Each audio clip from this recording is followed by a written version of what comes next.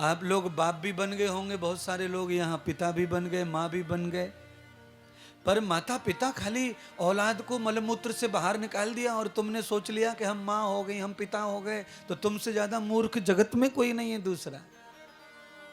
न प्रजतो न वेद जाताम ये वे नस्यम मात्राय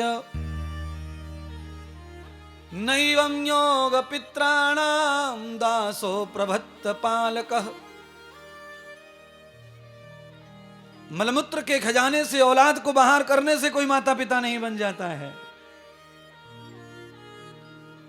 अगर ऐसे माता पिता बन जाए तो भैंस कौन सी खराब है माता पिता बनने में, है? बोलिए ना। सुअरिया जो है ना 12 बच्चे देती है 6 महीने में, कुतिया भी 6 महीने में 12 देती है, बिल्ली भी रिकॉर्ड तोड़ रही है, बकरी भी है? पर इन सारी जननियों को मां का दर्जा प्राप्त नहीं है। बकरी बच्चे को पैदा करती है, दूध पिलाती है और वो चाट के साफ कर देती है। इसके औरत कभी नहीं कर सकती अपने बच्चे को चाट के साफ। तो औरत से ज्यादा तो ममता जानवरों में है। अरे औरतों हर समय फटी जाती हो ना बच्चों के लिए, हाय मेरो हाय मेरो, तो सब मैंने कैटेगरी डाउन कर दी सबकी, औरतों की ममता की। हाँ?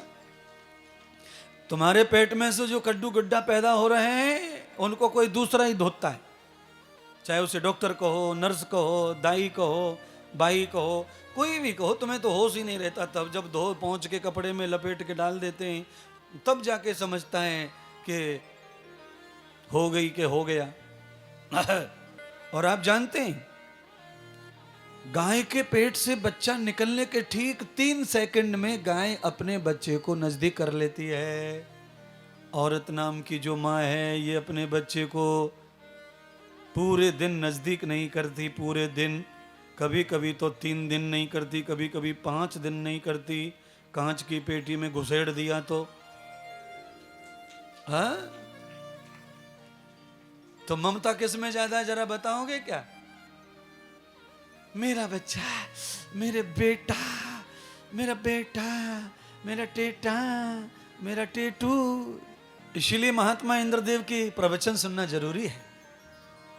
जीवन की जरूरतों को पूरा भी कर पाओगे और जीवन की झूठाई और सच्चाई को समझ पाओगे। कथाएं आप कहीं भी सुन सकते हैं और महात्मा बुला लेना, पंडित जी बहुत हैं, शास्त्री जी, आचार्य जी, बहुत लोग हैं जो आपको कथा सुना देंगे।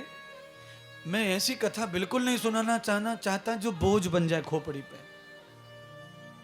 मैं यहाँ कथा सुनाता रहूं, तुम वहां पे सोफा पे लंबे पड़ के खर्राटे मारते रहो, ऐसी कथा मैं नहीं सुना सकता।